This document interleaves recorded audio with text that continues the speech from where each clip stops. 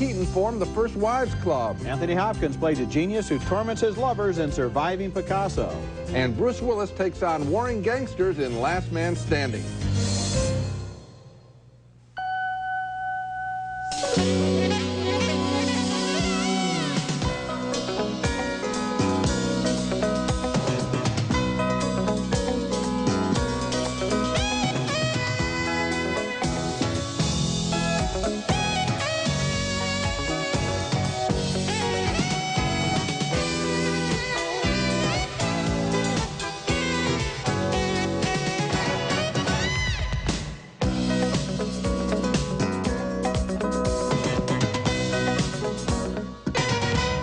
By being together, us, unity. I mean, if all the first wives of the world got together, what else do we need? Just one amazing attorney. No. Goldie Hawn, Bette Midler, and Diane Keaton play loyal spouses dumped for younger women in that scene from the First Wives Club. And I'm Roger Ebert of the Chicago Sun-Times. And I'm Gene Siskel of the Chicago Tribune. And I suppose that if the First Wives Club had been made into a movie immediately after the book upon which it's based was published, maybe, just maybe, the movie would have come across as bold or brave or groundbreaking. But that was 4 years ago, and today, this First Wives Club comes across like one of those dated movies where both the clothes and the ideas seem faded. Here we meet the women, two jilted wives and one soon-to-be a jilted wife, who are former college friends. I work out every day. I watch my diet. I have not had plastic surgery. Well, good for you. You look terrific. Oh, come on. At least you're lying through your caps. The main theme of the movie, and again, this would have played better 4 years ago, is that these women, and so many first wives like them, have supported their husbands during their salad days, and now all the thanks they get is a kiss-off. Nothing funny here. I just spent the last 25 years with the most self-absorbed, arrogant man on earth who is getting married to my therapist, who I paid a fortune to lecture me on self-esteem, huh? And so revenge is the answer. They agree, and that makes up the bulk of the movie. But I didn't think any of the revenge sequences were funny or clever. Let's face it, we're drawn to this movie because of the casting. We want to see Goldie Hawn and Bette Midler and Diane Keaton, each who has been through more than one man in real life, get a little nasty. But their characters are not nasty or clever or as funny as we know that they themselves would be in this situation. That's a big disappointment. Now, the film tacks on a social justice message at the end, but basically that comes out of nowhere. The First Wives Club is really Love Boat material with an all-star cast. Well, I agree with you, Gene. I was really disappointed in the film, and I don't know why you put a limit of 4 years on it. I don't think it would have been any better 4 years ago. I said maybe fact, a couple times. I can point to a movie called 9 to 5 that was made nearly 15 years ago that would be fresher today than this film. And about, if you're getting to the revenge sequences, how about Dabney Coleman connected to that garage door opener? Okay. They'll never be able to top that. This movie was all over the map. It didn't know if it wanted to be serious, heartwarming, or slapstick. I'll give another picture that I gave a mixed, somewhat negative review to, and that was Waiting to Exhale. That picture had a real character in it, which I did like, and that was the beauty shop owner, the overweight woman. Sure. There's nothing remotely real about this picture. Across the board, Waiting to Exhale was better than the First Wives Club. Okay, next movie, and our next movie is one of the most delightful films I've seen all year. It's called Big Night, and it's a comedy and a drama, and it's a great food movie, too. The movie stars Stanley Tucci as Secondo, the maitre d' at a great but struggling Italian restaurant in New Jersey. His brother is a brilliant chef, but the problem is the customers aren't smart enough to know great food even when they're looking at it. But I get a side order of spaghetti with this, right? Why? Well, no. I thought all main courses come with spaghetti. For some, yes, but you see, risotto is rice, so it is a starch, and it doesn't go really with pasta. But I don't... Honey, order a side of spaghetti. Down the street is another restaurant that serves more Americanized Italian food, and it's a big success. Its owner, named Pascal, is played by Ian Holm, who says he wants to help out these struggling guys and promises to get his friend, the jazz great Louis Prima, to come to Secondo's restaurant. He's in town next week. You cook for him, eh? For his band, on a night off. Then who knows, the word to get around. Secondo's older brother, Primo, was played by Tony Shalhoub. He's a genius in the kitchen but knows nothing about public relations and is unimpressed by all the fuss about Louis Prima. People should come just for the food. I know. They should come just for the food. I know that, I know. But they don't. The big night comes at last, and for the occasion, the shy Primo gets up the nerve to show off for the local florist he has a crush on. To eat good food is to be close to God. See, you know what they say? To know God, to have the knowing. Knowledge. Knowledge? Knowledge. See, the knowledge of God is the bread of angels.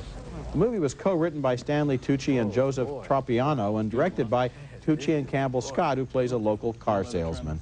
And all I can say is, this movie is one of those occasional miracles in which all sorts of wonderful things come together. There's a lot of truth in Big Night, and a lot of laughter, and a lot of deep love of great food, which acts here as a metaphor for dreams, reassurance, and an expression of the human spirit. This is one of the year's best It's films. an absolute delight, and I want to say that it also represents something else, which is a confidence by the filmmakers in being about something. We talk about this all the time. It's about food, and so the filmmakers take the time, and it wouldn't happen in most movies, take that to show food being prepared and saying, you know what, if the characters love preparing food and we can show that and they can act it properly, then the audience will love watching an omelet being made and cut up and served beautifully. And made perfectly. It's fascinating watching that omelet. And the risotto at the beginning.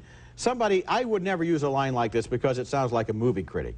Somebody next to me in the theater said about this movie, you laugh, you cry, and then you want to eat Italian. Make sure you haven't said it so you don't get quoted. Said it. I have quoted somebody else as saying it, but this movie is really a lot of It's fun. a delightful film. It's terrific. Coming up next, another film about a different kind of passion. It shows us the demonic side of the 20th century's greatest artist. Surviving Picasso is next. You used to have a child. You used to have my child. Then you'd learn how to feel. You'd be a real woman. You'd be my woman.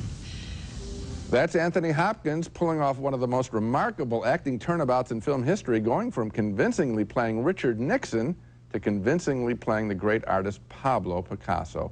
Both were controlling megalomaniacal men, I suppose, but Picasso was an infinitely more sexual being, and the new film, Surviving Picasso, focuses on his love-hate relationships with his many wives and lovers who were the subject of so many of his paintings. At the start of the film, in Paris during the Second World War, Picasso has a new love, a 23-year-old art student named Françoise Gillot, played by the stunning, confident newcomer, Natasha McElhone. Was that what's happening? You're seducing me. You think you're very sophisticated, don't you? But I tell you, you don't know anything. What are you looking at? Nothing. Yes, well. To demonstrate his love to Françoise, Picasso cruelly brings her to meet his old flame, the legendary Dora Maar, played by Julianne Moore. She's not going to last 15 minutes with you. Perhaps she thinks you'll immortalize her. Don't raise her hopes. Of course, it is Picasso's protean art that turns on these women and sustains our interest as well. And the best moments in Surviving Picasso, for me, are the few when painting is the subject as much as his personality. Now, look at this. Obviously, it's a woman. It's you in your long black dress.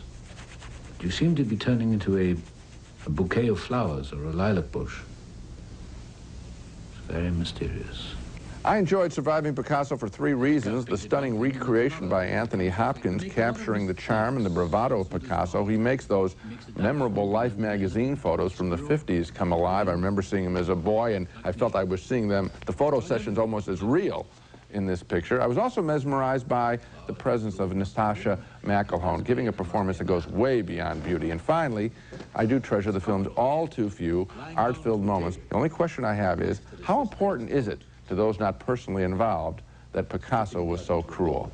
And I must admit, I like a movie that leaves me asking that kind of question. Well, I didn't like the movie, Gene. I was disappointed in it, and one of the things that bothered me was that it was told basically from the mistress's point of view, and the only interesting thing in her life was that she was Picasso's mistress. This is like Rosencrantz and Guildenstern's view of Hamlet. You're kind of off stage. There is very, very, very little about painting and a great deal about a fairly unremarkable love affair. And to me, it was just the wrong approach to this material. But I was absolutely fascinated by their relationship. That's the one part of the film that I think does work, because she's such a compelling character. Even there, I thought the relationship was undercut by the narration, which sounds like some kind of an educational documentary. I mean, there's no real juice in the tone of voice in the narration. It's just more like we're going to take notes on what happened next in their relationship. But didn't you think, weren't you sitting there fascinated at why he would do this to her when she seemed to be such a great presence in his life? No, because it never told me enough about him for me to understand why he would do anything.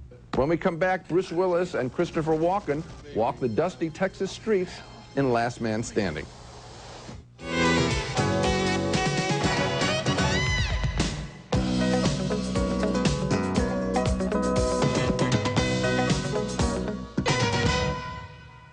planning on sticking around, don't be coming to me for help. You're on your own here. We already got a fella in the window of the Undertaker. Do yourself a favor. First thing, get a firearm. And that happens just 15 minutes after a new stranger arrives in town. The cynical sheriff there is played by Bruce Dern, and Bruce Willis stars in Last Man Standing, which tells a story based on Yojimbo, the famous samurai film by Akira Kurosawa. Well, that movie also inspired A Fistful of Dollars, which remade it with a certain sense of humor. But Last Man Standing has no humor and no drama and no interest, and is one of the most depressing films I've seen in a long time. This scene is typical of a lot of others. The setting is a nearly deserted town in Prohibition-era Texas. Willis, playing a man who says his name is John Smith, finds out that the town is controlled by two gangs. I guess maybe you'll have to kill me. It'll hurt if I do. One of the local gangs, the Strozzi gang, is run by a character played by Ned Eisenberg, who in this scene confronts the stranger. You really want to get killed for a half-wit?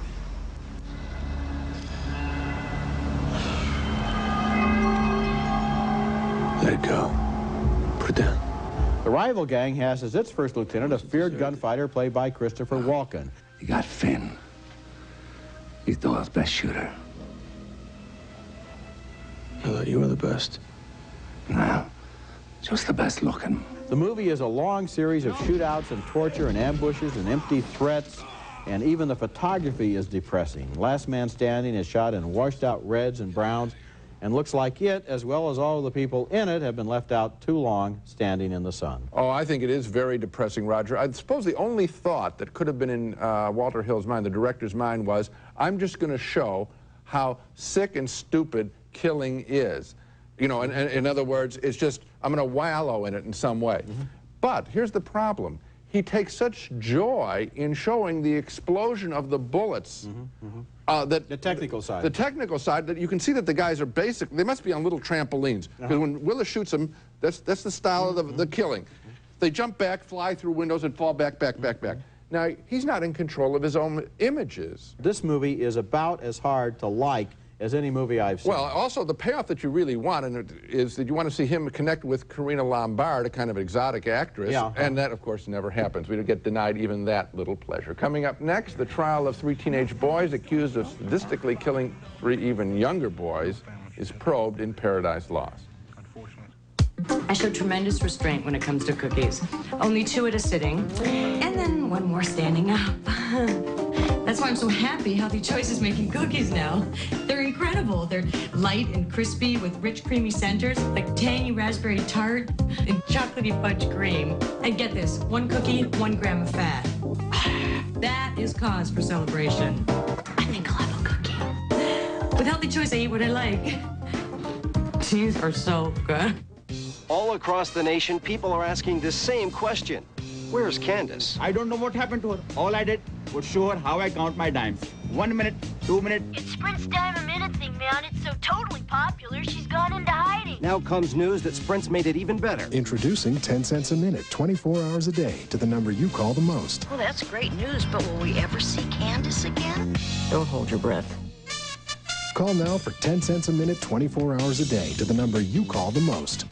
Our next film is truly special. It's called Paradise Lost, The Child Murderers at Robin Hood Hills, and it is extraordinary. A riveting documentary about a small town and its attempt to deal with the grisly 1993 murders in West Memphis, Arkansas, of 3 8-year-old boys carved up and dumped in a ditch. Now, you might think this subject is too repellent to watch, and I'll admit I did at first. But the movie is as much about the townspeople, the surviving families, and the accused killers as the killings themselves, as Paradise Lost develops all of the energy and drama of a great court case and a social document. They took his little manhood before he even knew what it was. And I hate him for it.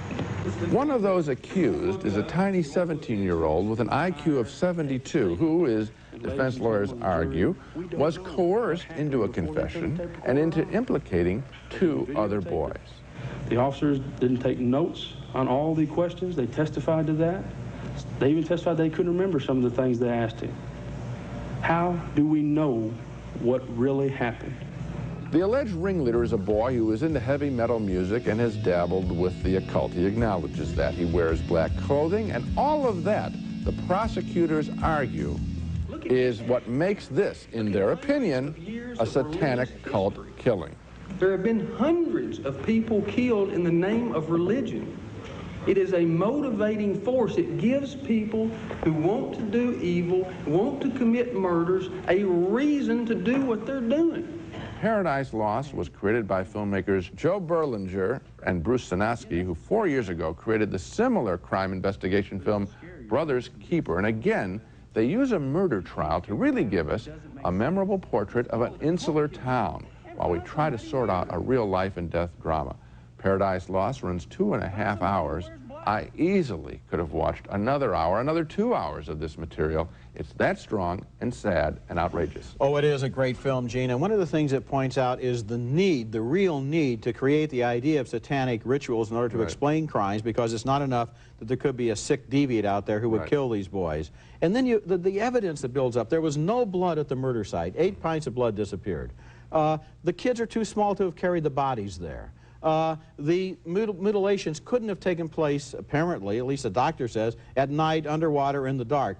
The murders apparently took place someplace else, and there was compelling evidence that these 3 kids didn't do it, but everybody in the town and in the courtroom and on the jury are all blinded by their fantasies about satanic cults, and they can't listen to reason. The other thing I want to point out is, in addition to that, the portrait of a town. Yes. And how they band together, how they fight each other, the tragedy unfolding in so many multiple ways, killing so many people's spirits.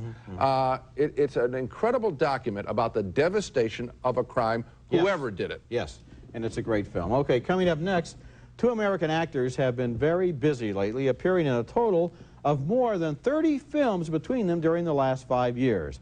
Our thumbs are up for one and down for the other in a new segment we're calling The Revolving Thumb. Love is lovely the second time around, just as wonderful with both feet on the ground. Last time it was a controversial split decision. But hey, no one ever said relationships were easy. The second time around.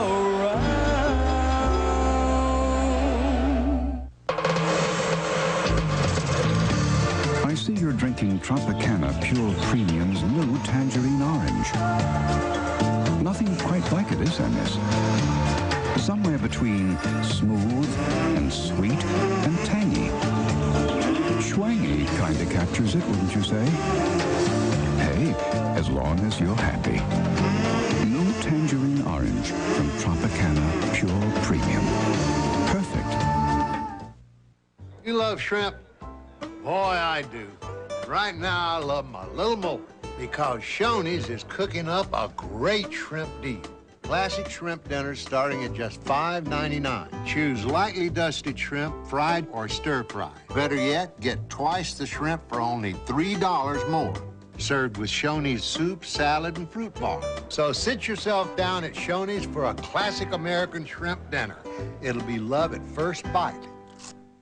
Now we'd like to introduce The Revolving Thumb, an occasional new feature in which Gene and I vote thumbs up or down, not for movies, but for people or trends in the movies that we either approve of or we don't approve of. And this week, we want to review the work of 2 of the most familiar and frequently seen faces in modern movies. The first face belongs to the actor Steve Buscemi, who is known as the king of independent films, and no wonder.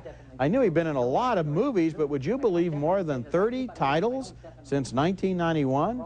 He specializes in tough and seedy characters in offbeat films, and you may have seen him as Mr. Pink in Reservoir Dogs, or one of the killers in Fargo, or the waiter Buddy Holly in Pulp Fiction, or Mickey, a transvestite in Somebody to Love, and earlier this year, a political fixer in Kansas City, and a survivor and hustler in Escape from L.A. Gotta be kidding me. And those roles are just scratching the surface. I just returned from the Toronto Film Festival, where Buscemi's new film, Trees Lounge, was one of the most popular entries. And in addition to that one, which he wrote and directed and stars in, he was in 3 other movies at the Toronto Film Festival. So, The revolving thumb revolves, and for Steve Buscemi, the thumb is up. Well, I think here's what he brings to these pictures, and I think he's an absolute delight. He's spectacular in Fargo. He takes away, like Dustin Hoffman years ago and Gene Hackman years ago, they were called, you know, the uglies, the ordinary-looking stars. Steve Buscemi, again, strips away all the pretense of a player, a performance and all that, and it's just a real guy being there. And he's quirky, he doesn't wear a lot of makeup, it seems. He's just real present and of the moment, and that's an important quality. Now we come to the case, however, of another frequently working actor who I, at least, would like to see less of. It's director Quentin Tarantino, and yes, the revolving thumb points downward for the frustrating sight of seeing him again and again in lame cameos in other people's movies, instead of seeing a new picture from him as a director that would follow his landmark hit Pulp Fiction. Here he is in Spike Lee's Girl 6, playing a director much like himself. And here he is as a thug in Desperado. And he'll soon be appearing as a bartender in the upcoming Somebody to Love. Yeah, like a beer. Okay, what kind we got? Bud, Pete, Sam, pass on.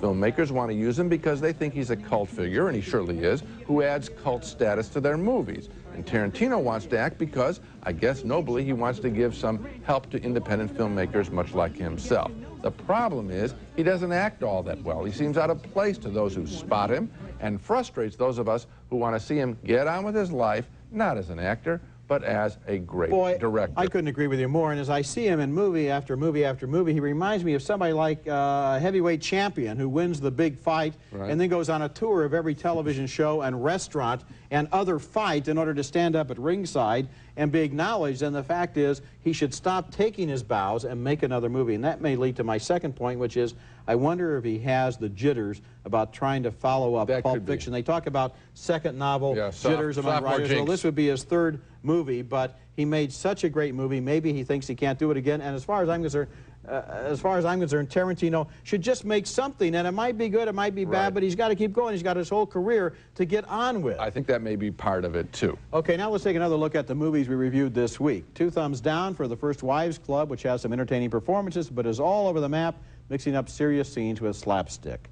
2 very enthusiastic thumbs up for Big Night, the movie that combines comedy, romance, and great Italian food. I think it's one of the year's best movies. We split over Surviving Picasso, which sees the great man through the eyes of his mistress. I felt that her eyes, unfortunately, see only what is relevant to her own life, but Jean admires the film. 2 more thumbs down for the dreary and depressing Last Man Standing. Finally, 2 very enthusiastic thumbs up for Paradise Lost. This one also looks headed for our top 10 list. Oh, it'll be there. It'll be there for me, that's for sure. Next week, we'll be back with reviews of more new movies, including Extreme Measures, starring Hugh Grant, and also 2 Days in the Valley, a thriller featuring Terry Hatcher, James Spader, and Eric Stoltz. That's next week. Until then, the balcony is closed.